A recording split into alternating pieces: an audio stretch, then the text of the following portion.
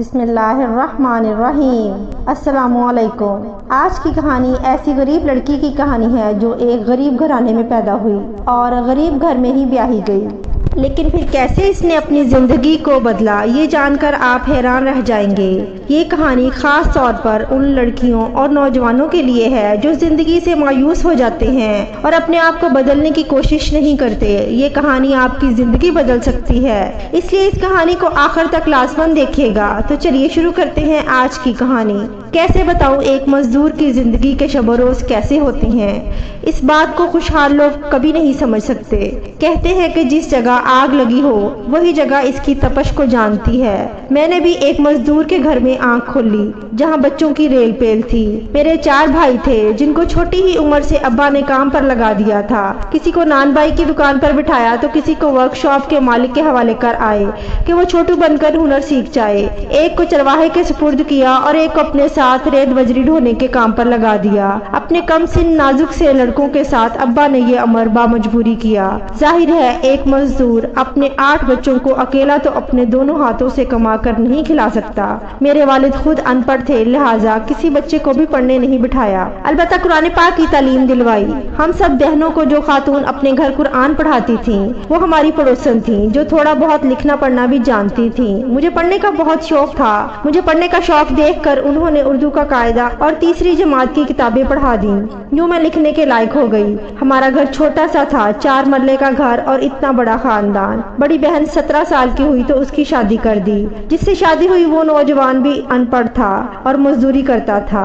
سچ ہے کہ مزدور کی بیٹی کو مزدور کا ہی رشتہ ملنا تھا، تاہم میرے والدین نے سکون محسوس کیا کہ بیٹی اپنے گھر کی ہو گئی۔ میری باقی بہنیں کڑھائی اور اڈے کا کام کرتی تھیں، میرا نمبر تیسرا تھا۔ بڑی بہن اپنے گھر میں غربت کے باوجود بہت خوش تھی۔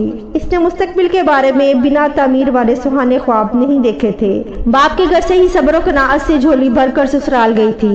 جب اس کو باپ کے گھر کی کوٹری کی بجائے اپنے شوہر کے 2 کمروں کا پکا گھر جنت جیسا لگا تھا۔ 2 سال کے بعد میری دوسری بہن کی شادی ہو گئی، وہ بھی صبر کی دولت جہیز میں لے کر گئی۔ اس کا شوہر بھی منڈی میں سبزی لگاتا تھا، اس کی اچھی آمدنی ہو جاتی تھی۔ اس کے سسرال والے فطرت کے بہت اچھے تھے، اسی لیے وہ اپنے گھر میں خوش تھی۔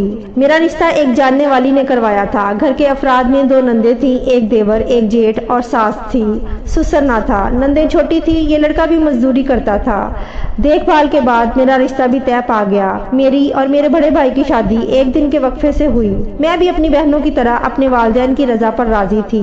میرا شوہر تنویر اچھا آدمی تھا اور گھر والے بھی بہت اچھے لوگ تھے۔ شادی کے 15ویں روز تک تنویر کام پر نہیں گیا۔ 16ویں روز میں نے اس سے کہا کہ تم گھر پر رہتے ہو، کام پر کیوں نہیں جاتے؟ تو اس نے کہا کام ملتا ہی کب ہے، جاؤ تو صحیح گھر سے، تم کو کام پر بلانے کے لیے کوئی آئے گا نہیں۔ میرے کہنے پر وہ 2 روز تک کام کو جاتا رہا۔ رات کو کچھ روپے مجھے اور کچھ ماں کو دیے۔ مجھے لگا کہ آج میری خوشی مکمل ہو گئی، لیکن یہ خوشی عارضی تھی۔ اس کے بعد تنویر اکثر گھر پر ہی رہتا۔ میرا دیور باقاعدگی سے کام پر جاتا تھا، بہت اچھا کماتا تھا اور اسی کی کمائی سے گھر چلتا تھا۔ میں سمجھتی تھی کہ عورت کی بھی اپنی قسمت ہوتی ہے۔ میری بہن کا شوہر بھی تو مزدور ہی تھا، مگر وہ گھر پر نہیں بیٹھتا تھا۔ اس کی دال روٹی بنا کسی رکاوٹ کے چل رہی تھی۔ اپنے گھر میں سکھی تھی، مگر تنویر کی کاہلی کی وجہ سے مجھے تانے سننے پڑتے تھے۔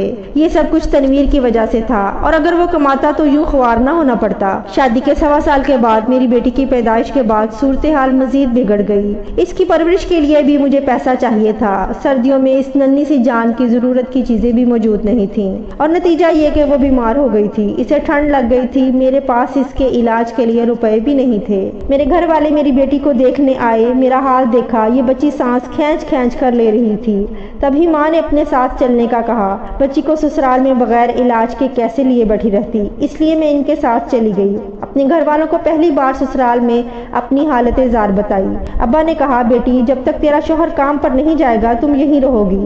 بیٹی کا علاج ہی کرانا تھا، جیتے جی اس کو مارنا تو نہیں تھا نا۔ 3 ہفتے گزرے کہ تنویر مجھے لینے آیا۔ میرے گھر والوں نے اپنا مطالبہ اس کے سامنے رکھ دیا تو تنویر نے وعدہ کیا کہ وہ کام پر جایا کرے گا۔ میں ان کے ساتھ اپنے گھر واپس آ گئی۔ تنویر کچھ دن وعدے کا پابند رہا اور کام پر گیا، لیکن پھر وہی بہانہ کہ کام نہیں ملتا۔ جن ہڈیوں کو محنت کی عادت نہ ہو ان کو ہر کام ہی مصیبت لگتا ہے۔ اس مرتبہ مرتبہ جب مالی حالت کے لحاظ سے بہت تنگ اور دیور کی محتاج ہوئی تو پھر والدین کے گھر آ گئی تو وہاں بیٹھ کر کھایا۔ اب میری چھوٹی بہن کی شادی تھی، اس کے لیے بھی میرے والدین کو رقم درکار تھی، جبکہ وہ پہلے ہی بہت غریب تھے۔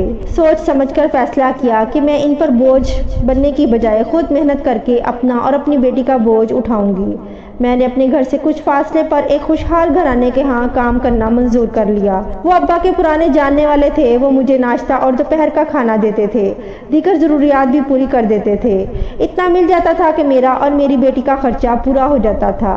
اب تنویر کو اپنی بیٹی کی یاد ستانے لگی۔ وہ پھر میرے پیچھے آئے اور مجھے ساتھ چلنے پر اصرار کرنے لگے۔ میں نے انکار کر دیا کہ یہاں میری اپنی محنت سے اچھی طرح گزارا ہو رہا ہے اور ساس نندوں کے تانوں سے بھی بچی ہوئی تھی۔ شوہر کو بھی باور کروانا چاہتی تھی کہ معاشرے میں ایک کاہن آدمی کا یہی مقام ہے۔ جب 2 سال گزر گئے، تنویر نہ سدھرا بلکہ مزید نکارا ہو گیا۔ میری بچی بڑی ہو رہی تھی۔ تنویر کے گھر والوں نے جب دیکھا کہ میرا پلٹ کر آنے کا کوئی امکان نہیں رہا تو انہوں نے ایک شریف گھرانے کی لڑکی جو کہ پرائیویٹ اسکول میں پڑھاتی تھی، جیٹھ اور دیور نے سوچا کہ رضوانہ نہیں آئی تو اسی بیوہ کی لڑکی سے تنویر کا بیاہ کر دیتے ہیں، اسے تو سہارے کی ضرورت تھی اور اس کی لڑکی ملازمت کر رہی تھی۔ انہوں نے تنویر کی دوسری شادی کی بات کی تو میرا شوہر نہ مانا۔ اس کو اپنی بیٹی سے بہت پیار تھا، حالانکہ اس کے پاس وہ تھوڑے ہی دن رہی تھی۔ تنویر نے دوسری شادی سے انکار کر دیا۔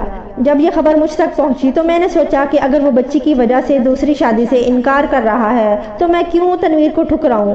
آخر تو وہ میری بیٹی کا باپ ہے، بہتر ہے کہ اس کو راہ راست پر لانے کی کوشش کروں۔ میں بھی میکے میں عمر بھر نہیں سما سکتی تھی۔ اصل میں تو یہ میرے بھائیوں کا گھر تھا، آج یا کل مجھ کو یہاں سے رخصت ہونا ہی تھا۔ میری بیٹی باپ کے سائے میں نہیں تھی۔ تنویر اگر مجھے طلاق دے دیتا تو یہ دونوں میں سے کسی ایک سے محروم ہو جاتی۔ ایسا نہ ہو کہ تنویر کو نکھٹو ہونے کا احساس دلاتے دلاتے میں کہیں کی نہ رہوں اور بچی کو برباد کر بیٹھوں۔ پہلے شوہر سے رابطہ کیا اور کہا کہ میں واپس آنے کو تیار ہوں، بشرطے کہ تم مجھ کو کسی کے گھر میں کام کرنے کی اجازت دو تاکہ میں وہاں سے پیسے کی محتاج نہ رہوں۔ میرے جیٹھ نے اجازت نہیں دی اور کسی کے گھر کام کرنے سے سختی سے منع کر دیا۔ بالآخر میں نے تنویر سے کہا کہ تم ہی ہماری طرف آ جاؤ، کیونکہ بغیر کمانے کے تو ہمارا گزارا نہیں ہوگا۔ اس نے میری بات مان لی اور اپنے بھائیوں کو چھوڑ کر ہمارے گھر آ گیا۔ اس نے میری بات مان لی کیونکہ وہ خود بھی تو بھائیوں کا ہی دستے نگر تھا۔ میرے والد کے گھر کی چھت پر ایک کوٹری بنی تھی جس میں فالتو سامان پڑا ہوا تھا۔ میں نے اس کو صاف کیا اور ہم اس میں رہنے لگے۔ اب میرا شوہر بچی کو سنبھالتا تو میں ایک کی بجائے 2 گھروں میں کام کرنے لگی۔ کچھ عرصے کے بعد جب دوسرے بھائی کی شادی کی باتیں ہونے لگیں تو میں نے سوچا کہ آخر میں اپنے اور اپنے بچوں کے ہمراہ میکے میں کچھ عرصے ہی رہ سکتی ہوں، عمر بھر تو نہیں۔ اگر ابھی سے تلخ حقیقت کے بارے میں نہیں سوچا اور کوئی تدبیر نہیں کی تو کل بھائیوں اور بھابھیوں کا رویہ بدل جائے گا، مجھے اور میرے شوہر کو عزت نہیں ملے گی اور ایسے رویوں سے میری بچی کے ذہن پر برا اثر پڑے گا، جبکہ اس کے ماموں ممانی اور ان کے بچے اس کو عزت و قدر کی نگاہ سے نہیں دیکھیں گے۔ بڑی بھابھی مجھے ابھی بھی تیکھی نگاہوں سے دیکھتی تھی۔ میں گھروں میں کام کرتی تھی، ان کے وہاں میں نے کمیٹی ڈال رکھی تھی۔ 2 سال تک ان کمیٹیوں کی رقم ان سے نہ لی اور جب میرے شوہر نے 4 مرلہ زمین سستی بکتی پائی تو میں نے اپنی کمیٹیوں کی رقم لے کر وہ پلاٹ ان کے ذریعے خرید لیا۔ تاہم اس پر ایک کمرہ بنانے کی استطاعت نہیں تھی۔ میں نے بھائیوں سے مشورہ کیا کہ تنویر کو اپنے ساتھ ملا لے اور اب میرا شوہر میرے بھائیوں کے ساتھ کام پر جانے لگا۔ میں نے بھی شام کو اس کے گھر کے پاس بھاڑ بنا لیا۔ اب میں اپنی تنخواہ کا ایک دھیلا بھی خرچ نہ کرتی۔ کچھ تنویر کی مزدوری کی اجرت اور کچھ تندور پر روٹیاں لگانے کی وجہ سے ہمیں گزارے کی رقم مل جاتی۔ جب اتنی رقم ہو گئی کہ ہم پلاٹ پر 2 کمرے بنا سکے تو تنویر اور بھائیوں نے مل کر وہاں 2 کمرے خود بنا لیے۔ 4 دیواری کی رقم میرے چاروں بھائیوں نے مل کر دی۔ یوں ہمیں سر چھپانے کا ٹھکانہ میسر آ گیا۔ جب میں اپنے 4 مرلے کے مکان میں آ گئی تو یہاں میرے بیٹے احمد کی پیدائش ہوئی۔ دونوں بچوں کو گھر پر چھوڑ کر میرے لیے کام پر جانا ممکن نہیں تھا، جبکہ احمد کی پیدائش سے خرچے میں بھی اضافہ ہو چکا تھا۔ میں اب امی کے پاس بیٹے کو چھوڑ کر کام پر جاتی۔ میرے شوہر کو ایک ورک شاپ میں ملازمت مل گئی۔ کچھ ہی دنوں کے بعد بدقسمتی سے اس کا ایکسیڈنٹ ہو گیا۔ اس کا ہاتھ مشین میں آ گیا اور وہ ایک ہاتھ سے معذور ہو گئے۔ اس کے ساتھ شدید علیل ہو کر بستر پر لگ گئے۔ علیل اور معذور جیون ساتھی کے ساتھ 2 بچوں کا بوجھ، 4 نفوس کی روزی روٹی کا انتظام مجھ کمزور اور تنہا عورت کے لیے بہت مشکل تھا۔ मरीज को संभालने के लिए तो हर वक्त आप उसके पास रहने की ज़रूरत थी। काम पर कैसे जाती, ये वक्त बहुत कड़ा था, मेरी ज़िंदगी का इम्तहान था। मुझे शदीद ज़हनी और माली परेशानियों का सामना था, जिससे मैं भी ज़हनी मरीज़ा बन गई। अब मैं खुद को बदकिस्मत तस्वर करने लगी। मेरी बहनों की शादियाँ गरीब घरानों में हुई थी, लेकिन वो पुरसुकून थी, जबकि मैं मुसलसल परेशानियों से लड़ रही थी। जिंदगी में देखा ही क्या था, ख्वाहिश भी की तो 2 वक्त की रोटी और एक छोटे से घर की, कि यही इंसान की बुनियादी ज़रूरियात होती हैं कि जिनके बगैर वो जी नहीं सकता। मेरे भाई कौन सा साहूकार थे, वो भी तो मजदूरी ही करते थे, कब तक मेरी इमदाद करते। अब मैं ज़िंदगी से मायूस और जीने से तंग आ गई थी, लिहाजा खुदकुशी के बारे में सोचने लगी। शोहर का कमज़ोर जिस्म एक लाश की मानिंद बिस्तर पर धरा था। बच्चे मेरी माँ के घर खाने की खातिर जाते, भाभी ना जाने किस दिल से इनके आगे थाली में उबले हुए चावल या एक रोटी रख देती थी। मैं अक्सर फाकों से होती, माँ को मौका मिलता तो आकर मुझे खाना दे जाती। अब मुझ पर थकन और नकाहत की कैफियत तारी होने लगी। किसी में भी दिलचस्पी नहीं रही थी, ना शौहर में और ना ही बच्चों में। एक रोज़ चारपाई पर लेटी अपने हालात को देखकर सोच रही थी और मौत की शदीद ख्वाहिश कर रही थी। आंखें खोलकर दुआ करने लगी कि ए अल्लाह, ऐसी नींद दे कि ये आंखें दोबारा ना खुलें। मेरे बच्चे इसी वक्त माँ ने मेरे घर के अंदर कर दिए, जो खुद बाहर से लौट गई। बच्चे बाहर से खेलते खेलते अंदर आए। बच्चों को आज शायद नानी के घर से रोटी नहीं मिली थी और आते ही खाना मांगना शुरू कर दिया। अम्मा जो 2 दिन पहले थोड़े से कच्चे चावल देकर गई थी, वो पकाकर तनवीर को खिला दिए थे। अब तो घर में अनाज का एक दाना तक नहीं था। खुद भूखी पड़ी थी, बच्चों को क्या खिलाती। मेरी बेटी मुझे पुकारती रही और रोटी मांगती रही। जब मैंने इसकी पुकार ना सुनी तो वो परेशान हो गई और ऊंची ऊंची आवाज़ में रोने लगी। इसकी देखा देखी अहमद भी रोने लगा। मैं भी बहरी बनी रही। इतनी देर में अहमद बावर्ची खाने की मेज़ पर चढ़ गया। शायद कुछ खाने की तलाश में डब्बा खोल रहा था कि इसका पाँव फिसल गया और धड़म से ज़मीन पर गिर गया।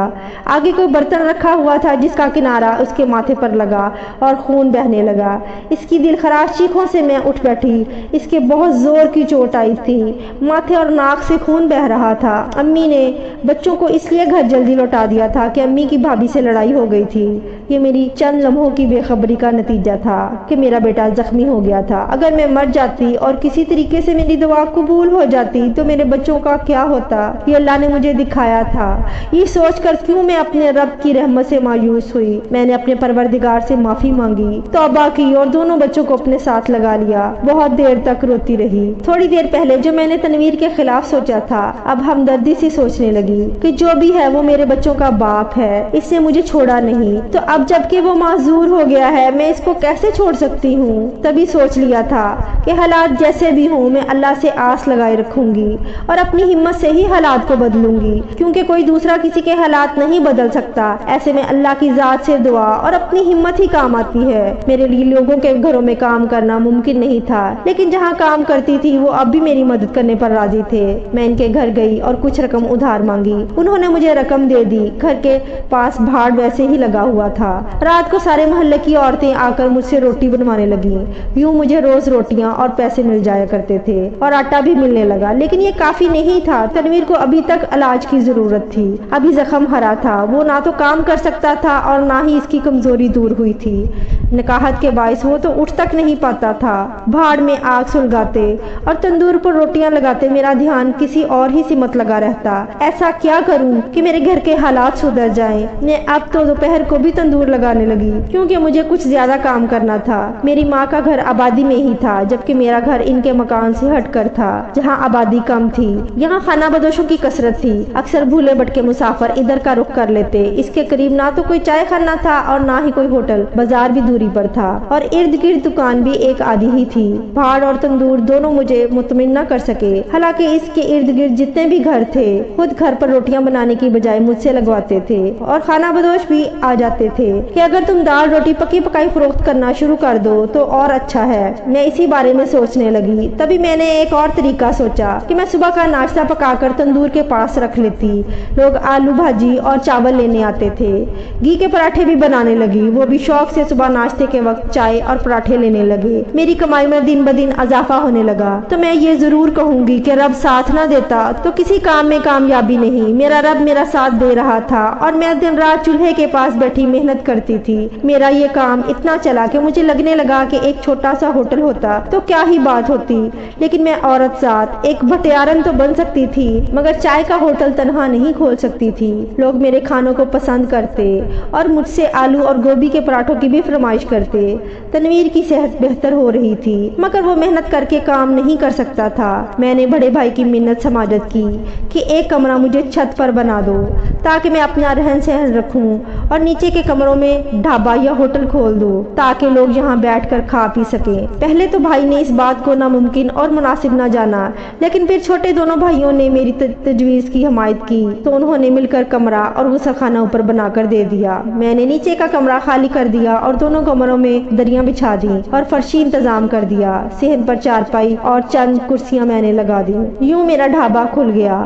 تنویر کا کام گلے پر بیٹھ کر رقم لینا تھا اور میرا کام اوپر پکانا۔ ہم نے غریب لڑکا ملازم رکھ لیا جو کھانے پینے کا سامان نیچے لا کر گاہکوں کے آگے رکھتا اور جھوٹے برتن دھو کر اوپر لا کر مجھے دیتا۔ کچھ وقتوں کے بعد حالات بہتر ہوتے گئے۔ ہم نے ڈھابا ایک ہوٹل میں تبدیل کر دیا۔ تنویر اس ہوٹل کا مالک تھا۔ میرے بچے شہر کے بہترین اسکول میں پڑھنے لگے۔ ہم نے شہر میں ایک بہترین کوٹھی خرید لی۔ یوں مغربانہ زندگی سے امیرانہ زندگی کی طرف آئے۔ مجھے اعتراف ہے کہ میں نے اپنی زندگی کے دکھوں سے بہت کچھ سیکھا ہے، کبھی غلط اور کبھی صحیح فیصلے کیے۔ کچھ دکھ پا کر بھی خدا کی یاد سے غافل نہ ہوئی۔ اس عظیم طاقت نے بھی مجھے نہیں چھوڑا بلکہ جب میں نے ہمت سے کام لیا اس نے میرا ہاتھ پکڑ کر رکھا۔ انسان جب دکھوں کی آگ میں جلتا ہے تو وہ مزید نکھرتا ہے۔ اگر میں مایوس ہو کر ہمت ہار جاتی تو میرا گھر بکھر جاتا اور میرے بچے رول جاتے یا پھر چھوٹی سی عمر میں مزدوری کرنے پر مجبور ہو جاتے اور میرا ان کو تعلیم دلوانے کا خواب ادھورا ہی رہ جاتا۔